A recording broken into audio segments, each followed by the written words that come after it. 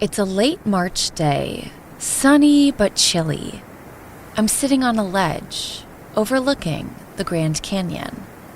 My partner Sam is sitting next to me. It took us 4 days to get here. 2,500 miles and 4 podcast series took us to the most awe-inspiring natural wonder in America. We hike for an hour and a half and head deeper and deeper into the canyon. The red and purple cliffside rises above our heads in unison.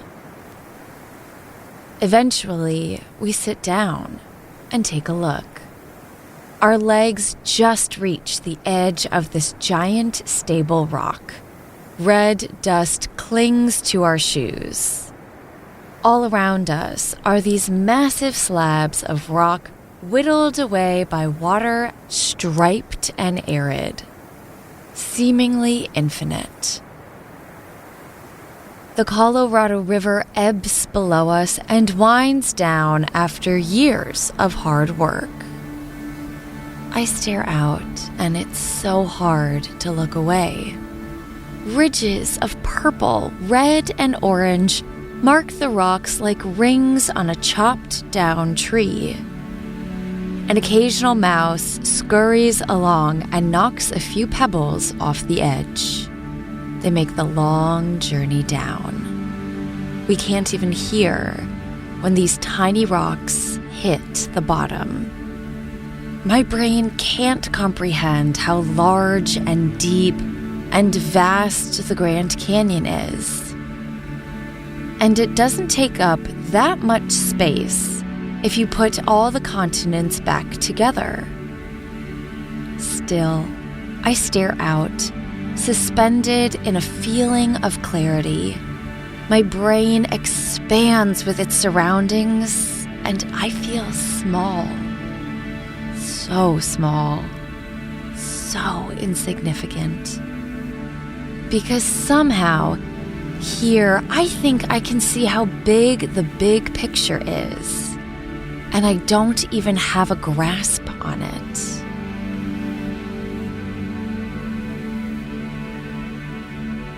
After a few minutes of silence, I ask Sam what he thinks, and he says, "All I can think about is we are looking at time." The elusive, slippery construct that is time. Ever since humans thought of time, we've been trying to quantify and control it. The sundial, the clock, the calendar. Our need to measure time is tethered to our desire to know how long have we been here, and why are we here at all? Philosophy, religion, and science have all tried to capture what time is. But it's like trying to pin down air. So far, none have been perfect answers to explain what this strange story is that we've all been plopped into. The question of how much time we have looms over us every day, like noticing the guillotine dangling above your head. And no matter what form it takes, all we humans have ever wanted is just to get a grip on it. And in 1889, there's one woman who wants nothing more than all the time in the world. I'm Adrien Behn, and this is Strangers Abroad, a race around the world, based on the true story of Elizabeth Bisland. For the 2 weeks that Nellie has traveled through Europe and the Middle East, Liz has just been sitting on a boat in the Pacific. That is how huge the Pacific is. This body of water gets its name from being the calmest of the oceans. So when Liz leaves San Francisco, She anticipates that she will glide on an 8,000-mile piece of glass. And on their first night, she was proved otherwise. Once they left America, the night turns cold. The smooth green water begins to froth, and the ship rocks back and forth. In her cabin, Liz's head pounds and her stomach lurches. The boat is tossed around like a football. She tries to read to pass the time, but the words just jump up and down on the page. And the water raged for days. For the next 4 days of my only memory of the Pacific Ocean is of the foaming flood of a world which roars past my porthole, making a dull green twilight within. I only see this and the slats of the upper berth. There are 6 of these slats. I know this because I counted them several thousand times. 4, 5, 6. First, that harrowing trip through the Rockies, and now this. For 4 days, alone in her cabin, Liz's mind swirls like the waves around her. And then she mentally falls off the deep end. If one should choose this place to be cured of the wound of living, he should never reach the firm earth beneath. He would hang forever in these silent, icy depths. The voyage is a lonely one.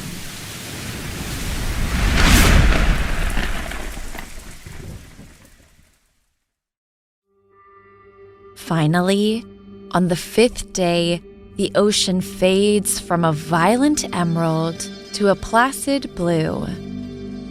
Once the waters returned to their usual temperament, Liz's poetic mind resurfaces as well. Burning azure sapphires would be pale and cold beside the sea. She slowly and steadily makes her way to the top of the deck. The sunlight is harsh. She feels like a vampire after being in that dark cabin for so long. Oh, I feel inside out. My hair is a mess. And as she looks around on the deck, she sees that all of her fellow female passengers lie out on their chairs and are wrapped around in their travel rugs, sipping hot beverages. I began to take beef tea and a resolution to live. Other women were also beginning to scraggle back to life on deck, pale, wan, and with neglected hair and tied up in lace scarves, indifferent about their appearance. So then Liz also casts her looks into the wind and gets to know everyone on the ship. Our small, circumcised world grows daily in importance.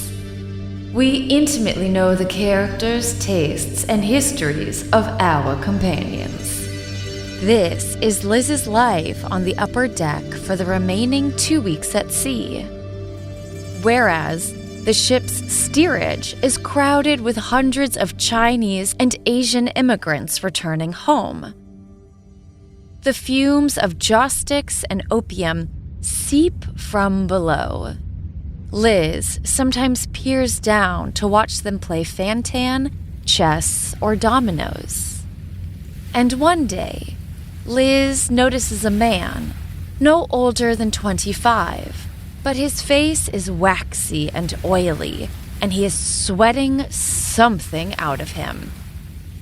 He lies down on his cot, with his hands crossed over his chest, as if he were already in a coffin.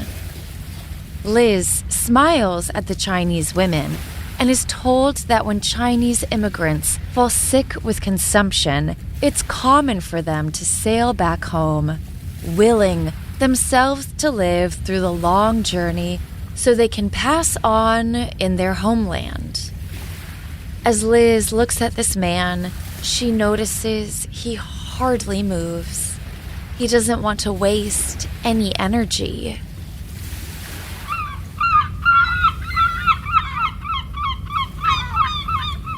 The days drip by, and Liz sees nothing but the same birds that follow us from San Francisco to Japan without a sight of fatigue, wheeling easily after us as we plunge onward at the rate of 350 miles a day.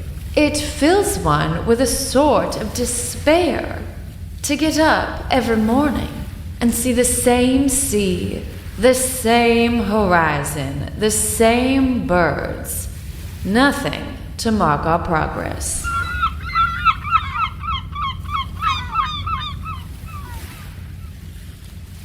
Day 24, December 8th. Finally, on December 8th, 1889, the monotony of the horizon breaks. A sailor rushes to the edge of the deck and points out at the ocean. It's Japan! Liz rushes up next to him. She squints. It's hard to make anything out. Her eyes are unpracticed. Other passengers join her side, crowding around the side of the boat. And suddenly, they see a tiny landmass out in the distance. Then a huge sigh of relief and cheer comes over the passengers. The cost of getting to Japan is almost settled. Oh, land is near, thank goodness! Liz stares out at the hazy outline of a conical mound. Her first look of an active volcano, stoic on the outside, but boiling with an unknown power within, able to destroy and fertilize. Hues of pink and pearl melt softly into the gray beneath, soars sharply into the blue above, and reveals Fujiyama, the divine mountain, 12,365 feet high. It rises alone and unmarred by surrounding peaks. Mount Fuji, Mother of Fire, is the greatest symbol of Japan. The steamship pulls closer to land. Tears well up in her eyes. And not because of the sea wind blowing in her face. The image of the sun haloing Mount Fuji is now permanently burned into her memory. As the steamship nears the shoreline, the land becomes larger and takes the shape of a sleeping dragon. In the harbor are bright red buoys, giant military or trading ships from all over the world. They bob in Yokohama's harbor to a backdrop of soft virgin hills. Once the steamship anchors, wooden sampans glide towards sets of long canoes that are pushed by a single, long bamboo pole. Where the past 16 days blur together, from here on out, Liz will remember every detail and moment of her time in Japan. Yokohama is on the northwestern side of Honshu, one of Japan's 4 main islands. Yokohama was the first city to open for trade with outsiders and is now Japan's chief trading port. Liz is probably one of the few Americans who gets to experience recently modernized Japan. The country industrialized in a mere 30 years, 70 years faster than Western countries. So when Liz arrives in Yokohama, this new port city feels fully lived in. This is a scheduled 2-day pit stop. During this time, Liz can get off the Oceanic and explore as much of Japan as she wishes, with the rest of her first-class passengers. The second-class passengers have to stay cooped up on the boat. They're not allowed to leave during this 2-day pause for fear of spreading disease. Liz gathers her items in the mayhem of offloading. But she's never been more grateful for solid ground, even if her sea legs make it hard to walk down the gangplank. Once both of Liz's feet touch land, Liz takes a mental picture of her surroundings. Japanese men in mushroom-shaped casa hats and blue tunics pull two-wheeled vehicles behind them. Peddlers carrying merchandise on poles that are slung across their backs. Soldiers hum to themselves as they purchase goods. Liz's eyes get wide as she watches the graceful women saunter around in bright silk kimonos, flowery gowns, and wooden clogs. The clipping of their shoes is the only noise that Liz hears on the streets because there is no horse traffic. Women's hair is pulled back in thick coils, slicked with oil and filled with ivory or jade pins. Children run about pulling kites, wearing box-shaped gowns decorated with flowers. There's a serenity on the streets that Liz has never felt anywhere in America. She notices that locals smile at each other on the streets. Every one of Liz's senses is heightened. Her eyes capture every color. Her nose smells the redolent air of seawater, fish sauce, and evergreen trees in the distance. Fantan, island of porcelain, Shikushima, the country of chrysanthemums, green hills of fairyland, the place across whose cherry branches with pink and white blossoms grow out of nothing at all to decorate the foreground. Sailing so long due west, we had at least reached the east. The real east, not east of anywhere but the east. The birthplace of poetry and porcelain. If you thought she saw beauty in Nebraska, wait until she walks around Japan. Liz and her fellow travel friends hire a rickshaw to bring them through town to their hotel. Liz is a little thrown by the rickshaws, but they're the only way that people get around. These single-passenger carriages are pulled by the strength of a single man. These men would walk for miles in sandals made of straw, putting the pressure of hundreds of pounds on their backs, where their passengers can retract a hood on the carriage and be shaded from the sun. They were paid low wages, and the work is so taxing on their bodies, they could only be a driver for a short amount of time before it does extreme damage to their bodies. Liz feels awkward that a man is carrying her around, but she has no choice. You know, when in Japan. So she hops up and is pulled through the city. She passes by tons of locals. She notices that their kimonos have Japanese characters on them, and they explain what someone does on their shirts. Class is direct and visible here. She passes by the French Pier, a stopping place for Western visitors.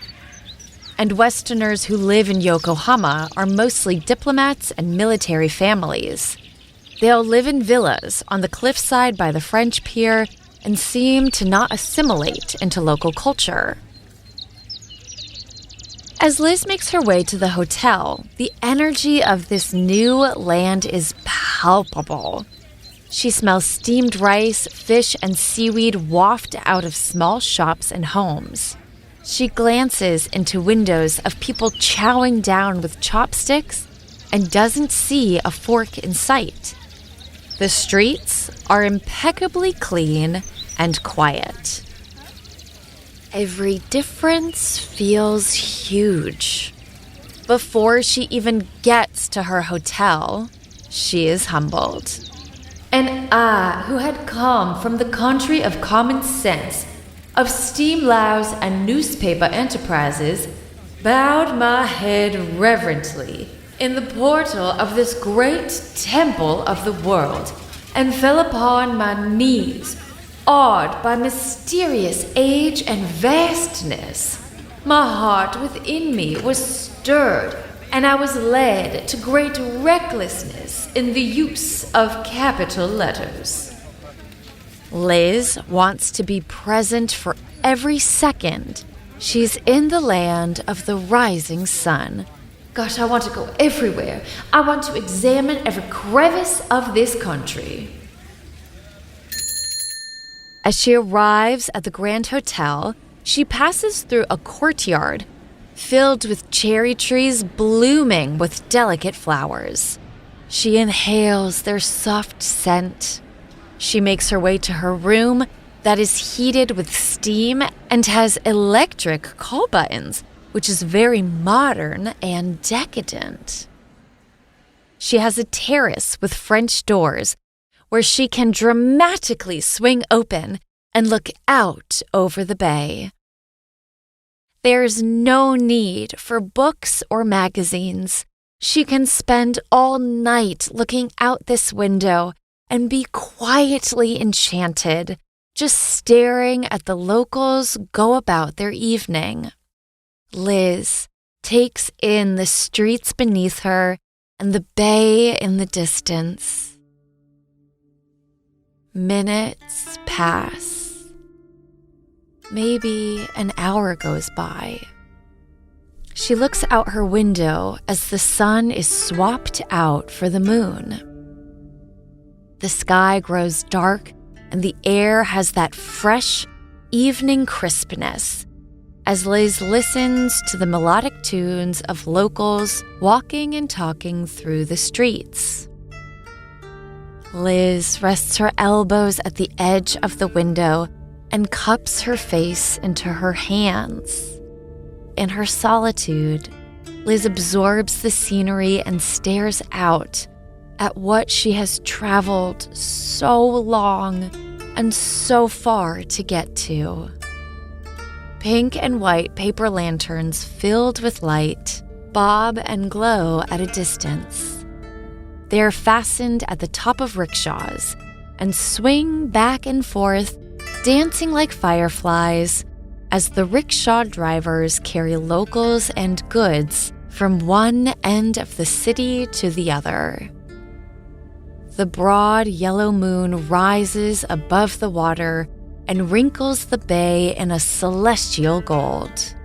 Can this be that I, in all the fullness of earthly imperfection, am permitted to see it? She runs her hand through her hair and traces it down the back of her neck, cupping it in breathless admiration. Liz taps into the pulsating energy of the nearby volcano, the joyous hustle on the streets, and she starts to feel how big the Earth really is. But she doesn't just want to look at Japan. She wants to suck the bone marrow out of her time here. And just her luck, she will not be spending it alone.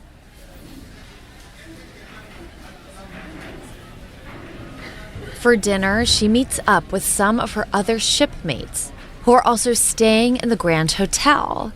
And one of them is a pretty brown-eyed girl named Madge, who finds everything as dear and astonishing and delightful as I do. We don't get many details about Madge, but all we know is that she and Liz hit it off. And Liz has a travel buddy for her time in Japan. Sitting at their table for dinner with them is the American Lieutenant McDonald, a paymaster in the Navy who's been in Yokohama for 20 years. And he knew the city like a Western local. He offers to show them around the local area and go to a kabuki theater that night. Yes, an adventure is afoot.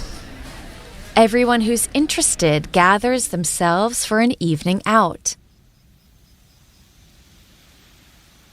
They all step out into the cool night where Liz and her small crew all order rickshaws and make their way through the city to the theater. Liz notices that the Japanese are still excited to do business so late at night. All of their little shop fronts look like matchbox buildings and glow from the inside. Each shop front has bamboo curtains that roll up during business hours and are let down when the shop is closed for the evening. As they glide through the city, the shops are still busy. They sell silks, porcelain, ceramics, and statues, candles, teapots, cooking knives, paintings, and pens and ink. Liz passes by all of these stores and wishes she had hours to explore them. The pace of the city is even-keeled. No one is in a rush.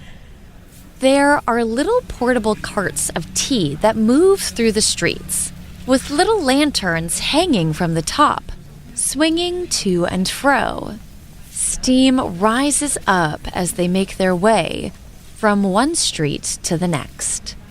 Pedestrians can order tea or hot sake, which are poured from a gooseneck porcelain bottle, and can order a tiny sweetmeat to go with it.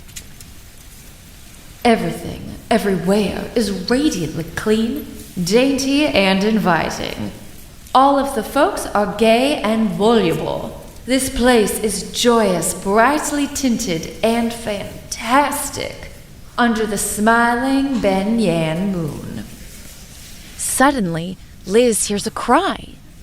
It's one of the white-robed police officers. They patrol the streets with lanterns and clubs and occasionally cry out to each other, only to signal that all is well.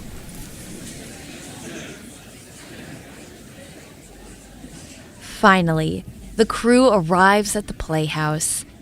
The lieutenant tells them that the finest actors in Japan perform here. Even though Liz won't understand a lick of the play, her face lights up knowing she's getting the best of the best. The box office is decorated in Japanese characters and surrounded by locals who are gathering for a night of theater. Liz and her Western guests step inside to a lobby crowded with locals who are slipping off their shoes one by one. Instead of coat check, they have a shoe check. In Japan, all of the locals hang their shoes on a wall of pegs. Then they slip on socks and slippers to sit on their heels during the performance. But since Liz and her crew are Westerners, they're exempt. And they're given chairs so they can sit in the upper gallery and won't block anyone else's view.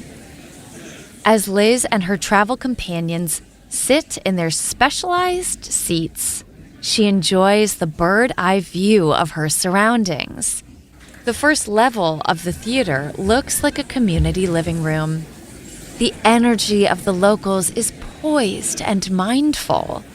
Down below in the pit, families surround personalized teapots. They all sit on rugs and tend to the coals.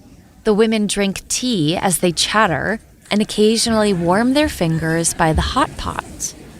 Most of the men are napping or having a smoke, and one corner is dedicated to babies so they can all play together.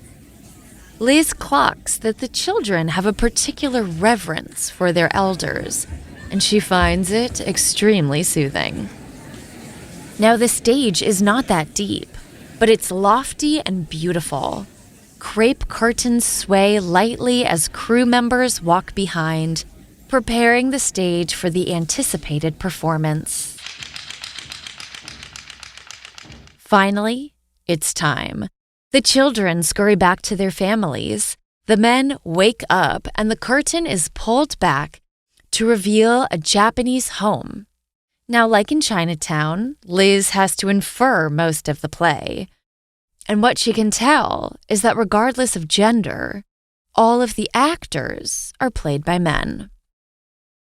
Old men play very young women, because when Liz is in Japan, women are forbidden from being actresses. Japanese women's roles and rights oscillated through the island's history and are always intertwined by the ruling religion at the time.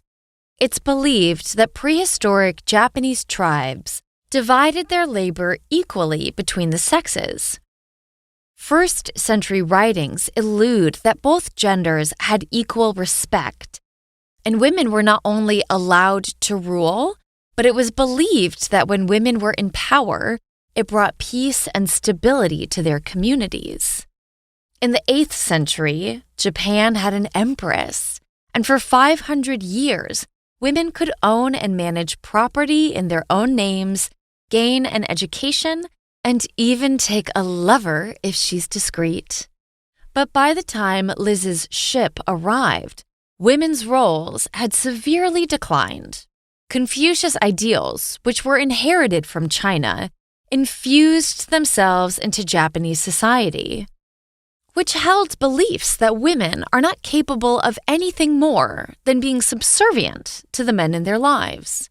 So all of the women sitting and watching the play with Liz had no legal rights and were at the whims of their fathers or husbands. Now, the kind of play that Liz is watching was started by women. Kabuki began in the early 1600s when a female dancer performed versions of Buddhist prayers. Other female dancers joined her, and they traveled through the country with their performances, which were a hit, but a little too titillating. The government believed that these dances were an extension of prostitution and forbid women to perform. So they were replaced by young boys who also proved to be a little too lusty and were eventually replaced with old men, which is who Liz is staring at as she tries to figure out the plot. Liz and Madge occasionally elbow or side-eye each other. They make big faces during the performance in the sort of, I don't know what's going on, but this is beautiful. Partway through the play, her companions get tired and decide to leave early. Everyone had an early train to Tokyo the next day. As they exit the building, Liz and Madge chat about the performance, the outfits, and the beauty of the theater. They get back to the hotel, and before Liz and Madge go to bed, they decide to go on an adventure in the morning. Day 25, December 9th. In the chilly morning, the ladies go down to a fashionable shopping street. The locals move about the rickshaws with their hands tucked into their sleeves of their cotton-padded kimonos. The bamboo curtains are rolled up for the start of the workday. The shops are elevated 3 feet off the ground, so shoppers are expected to sit on their heels and point to everything they want to look at, while the shopkeeper brings and handles every item. We wandered from shop to shop, receiving an air of affectionate friendliness everywhere. Each shop is lined with porcelain basins filled with bright yellow chrysanthemums. At each shop, Liz and Madge are offered tea that gives them a bit of a buzz and makes their breath smell like flowers. The women admire everything in the shops. Rows of lacework, bronze, ivory, and jade sculptures all stunning craftsmanship. Liz wants to buy everything.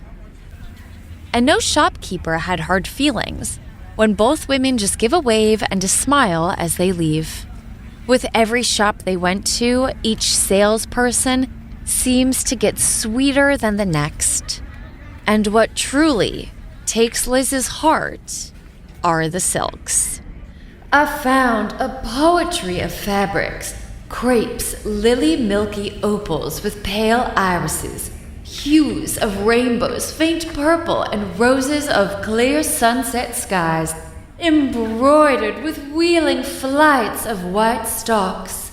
Its threads shimmered like the crystals of dry snow, blind with gold. Pale blues and reds blended together like a morning mist. These fair garments are woven of rainbows and moonbeams. Her throat gets tight each time she leaves the shop. My goodness, I want to purchase every kind of silk presented to me. The details, the subtleties, the absolute splendor of these crafts. I can't believe this place has been here my whole life. And I only get 2 days. Liz and Madge get so wrapped up in the silks, they nearly miss their train, which they know will come on time.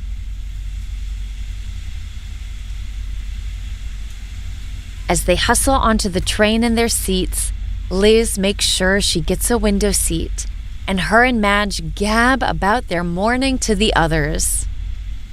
During the lulls in conversation, Liz gazes out at the island's landscape. Giant pines whiz by and blur into a velvety green spread. Latticed roof farmhouses, pagodas with roofs that wing out like the feathery pine trees around them. Plum orchards and waters filled with rice paddies. All of these pieces of landscape work in concert together, creating a stunning piece of visual harmony. Now Liz knows why Japanese paintings are so simple. Nothing more than a few brushstrokes are needed to accurately depict the scenery. The group arrives in the capital city, recently named Tokyo, and sadly, they only have time to go to one site. So they make their way up to the top of a hill, which had a famous temple on Shiba grounds. When they arrive, Liz notices the bald monks pace around like in a walking meditation. Their gold robes flow in the wind. As they get off their rickshaws, they stand in awe of these mausoleums and shrines. Tall evergreens stand around the perimeter like soldiers. Walls of neon green moss close the area. A ginkgo tree older than the shrine itself shades and stretches over the temple. It's so peaceful. Liz can hear her heartbeat behind her ear. The tomb of Imitsu is the mausoleum of the 17th century shogun who closed off Japan from the rest of the world. The levels of the mausoleum are latticed and inscribed in red, black, and gold. One of the Buddhist monks turns to see Liz and warns her how beautiful the tomb is. It's as if he could see through her and spot her weakness for beauty. She steps inside and inhales the stillness of the room. It's painted a deep red. Gilded and laced dragons, birds, and lotus flowers are carved into the wood. Mango-colored chrysanthemums fill porcelain vases. Liz paces around and admires the tomb with a reverence for a ruler she would never worship.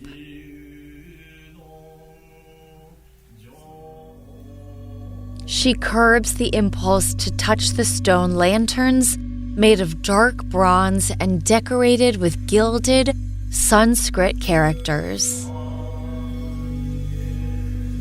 Time slows. She's there for a minute, maybe an hour. Time no longer plays by the same rules as back home. Here, each moment is pregnant and slow, even though the day feels like it's whooshing past her like a train. She soaks in every detail, every color, bouquet, offering, and carving. Liz feels her mind hum and expand. Finally, when she steps outside, she notices every leaf on the electric green moss below her and every petal on the red camellia blossoms that dot the ground. A light breeze hits her cheeks. The earth itself seems to be in a meditative state, but she is wide awake. So awake that the rest of her life feels like she's just been going through the motions. Nothing has ever made her feel the way she does standing here at the feet of this ancient tomb in this ethereal country. She feels a swell of emotions within her. Elizabeth is ruined. She cannot unsee this. She lets herself fall in love with Japan as if it was a person. Standing in front of this time-worn temple, surrounded by pine trees and lotus flowers, was worth every one of those 16 days at sea. Liz and her group stand in awe at the feet of this giant, calm Buddha on the hill. Around it is a thicket of roses. Liz bites her tongue to stop the tears from coming. She wasn't prepared for what the world would show her. The time comes, and Liz and her crew gather to return to Yokohama. Liz reluctantly walks back to her group as they make their way back to the train. She's quieter on her ride back, simmering in all that she's seen. She sits in a window seat and stares up at the moon, the same moon that hangs over her back home. But somehow, it seems more golden here. There's a halo over Mount Fuji.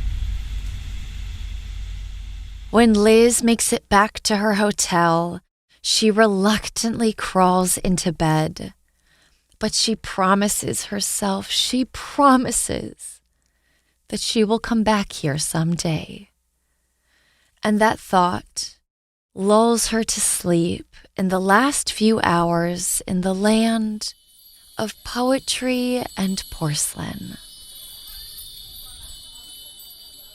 Day 26, December 10th.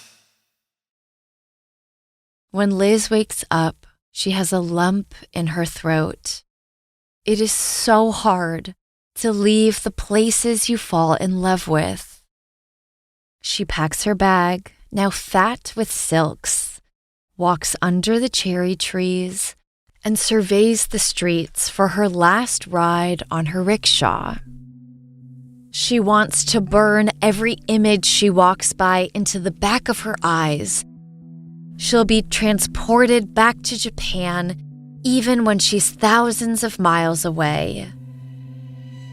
She arrives at the water's edge. She swallows some of the tears as the salt air hits her face. She can't taste the difference. As she begrudgingly makes her way back to her steamship, She has her charmed farewells with the lieutenant, and she musters up some strength. I must move on in my swift course and be ready for new sights and friends. She steps onto the steamship, and it pulls out of the harbor. Liz goes up on deck, and she at least has some time to stare out at Mount Fuji as it gets smaller and smaller, the way it had gotten bigger and bigger a few days ago. She whispers to herself as if she is leaving a lover. I too have been to the fairyland. Before she knows it, more distance is put between her and Japan than she would have liked. As the island fades into the distance, there is more bad news. She hears that the sick Chinese passenger has died. A sailor hangs a screen around where his body lays. He will reach his homeland, but will not be alive to see it one last time. Elizabeth leans over the stairs and peers down at the steerage. She watches as Chinese passengers drop one sugar cube after another over the man's still body, sending him off with good luck into the afterlife. Liz doesn't hold back her tears. She cries for the man and for the fact that there is so much to see and such little time.